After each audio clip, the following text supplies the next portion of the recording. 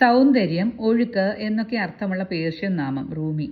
ജലാലുദ്ദീൻ റൂമി അഫ്ഗാനിസ്ഥാനിലെ ബാൽക്ക് നഗരത്തിൽ 1207 സെപ്റ്റംബർ 30 ജനനം. പ്രണയത്തിന്റെ നിത്യഗാഥകൾ പാടിയ സന്യാസി, പരിത്യാഗികളുടെ സുൽത്താൻ, ഓഷോയുടെ ഭാഷയിൽ പറഞ്ഞാൽ സൂഫികളുടെ ലോകത്തെ ചക്രവർത്തി. ലോകത്തെ എല്ലാ കൊച്ചുകുട്ടികളും, ഞാനുൾപ്പെടെയുള്ള എല്ലാവരും ചെറിയ കുട്ടികളായിരുന്നപ്പോൾ ചെയ്തിരുന്ന ചുഴലിക്കാറ്റ് പോലെയുള്ള ഒരു തരം നൃത്തം. ഇത് ചെയ്യുമ്പോൾ പരിക്ക് പറ്റും, വീഴും എന്നൊക്കെ പറഞ്ഞ് കുട്ടികളെ തടയുന്ന മുതിർന്നവർ. അവരും ഒരു കാലത്ത് ഈ നൃത്തം ചെയ്തിരുന്നു എന്നുള്ളത് മറ്റൊരു തമാശ. ചുറ്റിക്കറങ്ങൽ, വേളിംഗ്, സ്പിന്നിങ് എന്നൊക്കെ പേരിൽ അറിയപ്പെടുന്ന ഒരുതരം ഭ്രമണം. ഉറക്കെ ചിരിച്ചുകൊണ്ട് ഈ ഭ്രമണ നൃത്തം ചെയ്യുന്ന കുട്ടികളെ കണ്ട റൂമിക്ക് കൗതുകം തോന്നി. ഇദ്ദേഹം മണിക്കൂറുകളോളം, 1-2 36 മണിക്കൂർ തുടർച്ചയായി കറങ്ങി. അങ്ങനെ കുഴഞ്ഞു വീണ റൂമി. ധാരാളം ആളുകൾ ഇത് കാണാൻ ഇദ്ദേഹത്തിന്റെ ചുറ്റും കൂടി. റൂമിക്ക് ഭ്രാന്താണെന്ന് പരസ്പരം പറഞ്ഞ നാട്ടുകാർ. റൂമി മനസ്സിലാക്കിയത് ഇതൊരു പ്രാർത്ഥനയായിട്ടാണ്. 36 മണിക്കൂറിന് ശേഷം ആളുകൾ കണ്ടത് തിളക്കമുള്ള, പുതുമയുള്ള പുനർജന്മം സംഭവിച്ച റൂമിയാണ്. ആളുകൾ പശ്ചാത്താപത്താൽ കരഞ്ഞു. ഇദ്ദേഹം പറഞ്ഞൊരു വാക്കുണ്ട്: ഉള്ളിലേക്ക് ചലിക്കുക.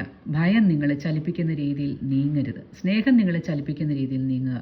സന്തോഷം നിങ്ങളെ എങ്ങനെ ചലിപ്പിക്കുന്നുവോ അതുപോലെ നീങ്ങുക. ശരീരം അനുവദിക്കുന്നിടത്തോളം സ്വയം നിർത്താതെയുള്ള ഭ്രമണം ഒരു പ്രത്യേക നിമിഷത്തിൽ പൂർണ്ണമായും നിശ്ചലനും നിശബ്ദനുമായി തോന്നുന്നു. ഒരു ചുഴലിക്കാറ്റിന്റെ കേന്ദ്രം. ശരീരം ചലിച്ചുകൊണ്ടേയിരിക്കുന്നു, പക്ഷേ ഒരിടം ചലിക്കാതെ തുടരുന്നു. അതാണ് അവന്റെ അസ്തിത്വം.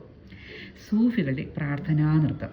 പലരുടെയും തെറ്റിദ്ധാരണ ഈ ടെക്നിക് റൂമി കണ്ടുപിടിച്ചതാണെന്നാണ്. പക്ഷേ അതിലും മുന്നേ ഏതാണ്ട് 5000 വർഷത്തിലേറെ പഴക്കമുള്ള ശൈവതന്ത്രം, വിജ്ഞാന ഭൈരവ തന്ത്രം, ശിവൻ പാർവതിയുടെ സംശയങ്ങൾക്ക് കൊടുത്ത തന്ത്രങ്ങൾ, സംശയപ്രസ്തമായ മനസ്സിന്റെ ചോദ്യങ്ങൾക്ക് ഉയർന്ന ബോധാവസ്ഥയിൽ നിന്നുള്ള അറിവിന്റെ പ്രവാഹം, തന്ത്രങ്ങൾ അഥവാ ടെക്നിക്.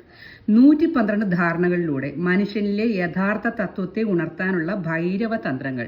ലോകത്ത് ഇന്നേ വരെ ഉണ്ടായിട്ടുള്ള എല്ലാവിധ ധ്യാന മാർഗങ്ങളെയും സ്വാധീനിച്ചിട്ടുള്ള അതിബൃഹത്തായ ഒരു ധ്യാന പദ്ധതി. ഈ പ്രത്യേക ചലനത്തിലൂടെ മനസ്സ് നിശബ്ദമാകുന്നതിനെ കുറിച്ച് വിജ്ഞാന ഭൈരവ തന്ത്രയിൽ ടെക്നിക് 13 സൂചിപ്പിച്ചിരിക്കുന്നു. ഈ നൃത്തത്തിന് മറ്റൊരു പേരുണ്ട്, ഡെർവിഷ് നൃത്തം. അതിന്റെ കഥ ഇങ്ങനെ: പാട്ടുനൃത്തവും ധ്യാനരീതികളാക്കിയ ചൈതന്യ മഹാപ്രഭു തുർക്കിയിലേക്ക് പോയ അദ്ദേഹത്തിന്റെ ശിഷ്യനായ ദർവേഷ് ഈ നൃത്തരീതി അദ്ദേഹം അവിടെ അവതരിപ്പിക്കുകയുണ്ടായി. ഈ വട്ടം ചുറ്റലിൽ ആകർഷകരായ ധാരാളം ആളുകൾ.